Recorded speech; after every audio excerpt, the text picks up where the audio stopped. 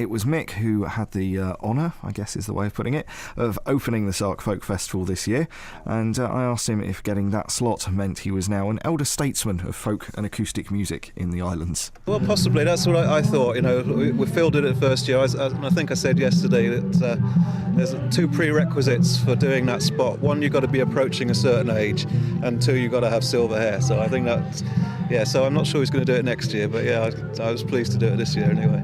And how did it feel sort of opening up the festival this year? I really enjoyed it. I love playing up there, and it was a little bit nerve-wracking, I think, which is not usual for me. I don't usually mind, but I just did feel a little bit of an edge to it yesterday, which was a bit of a responsibility, I suppose, just to get it off in the right way. So yeah. In your set, you mix sort of folk standards, some sort of, I suppose, was it new folk or whatever you call the stuff from the 60s, and then some of your own original material as well. How do you choose what you're going to play when you're opening something like this? Well, I went through the songs that I know a few nights ago and just sort of looked at ones that might just to have a bit of contrast, really. As you say, a little bit of traditional stuff, a little bit of the 60s folk, and some contemporary folk, Seth Lakeman type stuff as well. So I tried to put a bit of everything in, but I haven't got any particular preference for any of it. But I have to say I do quite like the traditional songs. Now, you've this year seen sort of, is it the release of some of your first music that you've recorded? Yes, it was. I mean, I wrote. I'm not a songwriter, but the first one that I've sort of recorded was released this year on the GBG3 album. That was sort of. I'm pretty chuffed about that, I have to say. So yeah. And I mean, you say you're not a songwriter, so is it mostly sort of other people's stuff that you play when you play out? Yes, yeah.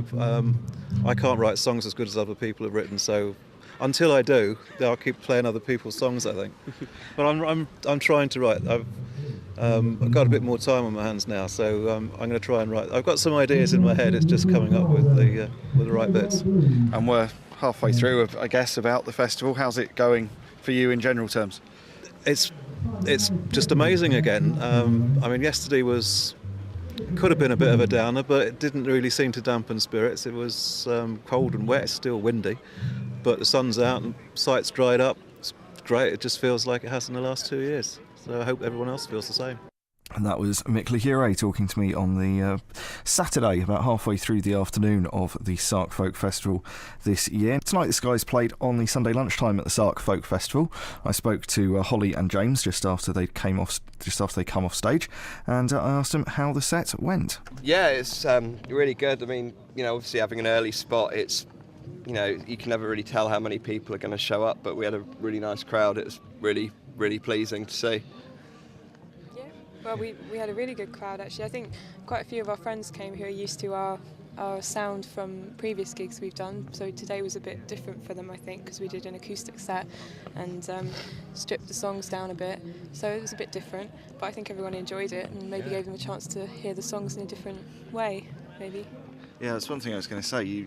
Last year, I seem to remember, you had a laptop and things with some beats and everything going on. Yeah. Why did you decide to strip it down this time?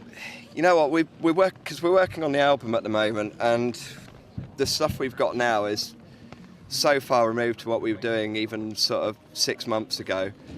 To try and do it live as a duo is just kind of the impossible task at the moment. So we decided, rather than try to even emulate that even slightly, we thought we'd go completely opposite direction and just strip it right down to just guitar, vocal and fiddle. And I think it worked really nicely, actually. It worked nicely, yeah. Also, because it's only a duo so far live, if we use a backing track, it's quite restrictive. Whereas if we just strip everything down, we can play around a bit with the songs a bit more, which is a bit more relaxed and a bit more fun for us live as well.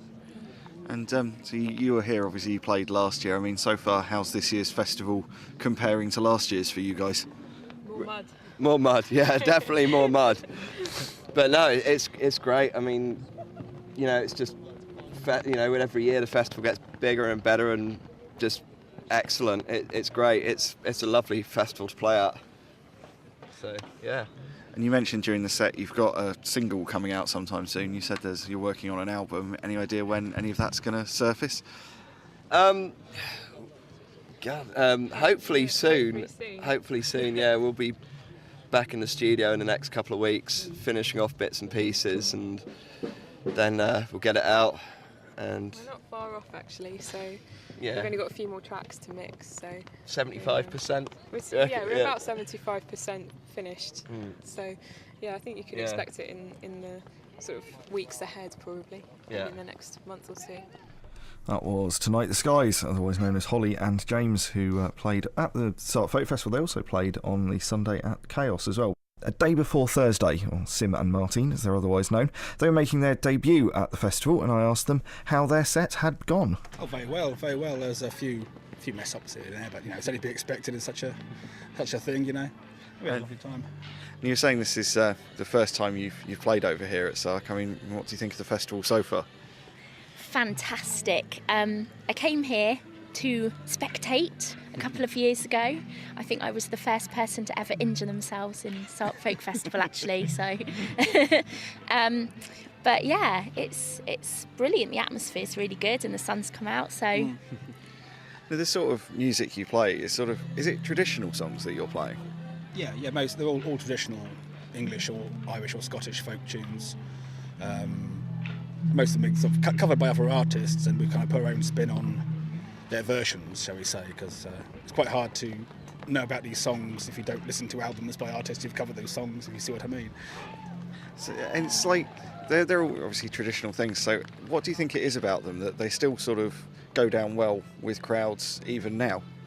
stories. It's all about the stories with us. We love the stories. It's really rare you'll hear us play a song that's not got a story in it. Some of them have got hidden meanings, haven't they? So yeah. So you, like, for example, you might think Sir Eglamour is about a dragon. I won't say any more there, And you played today with a couple of tracks with Emma Weldon on violin. How did that come about?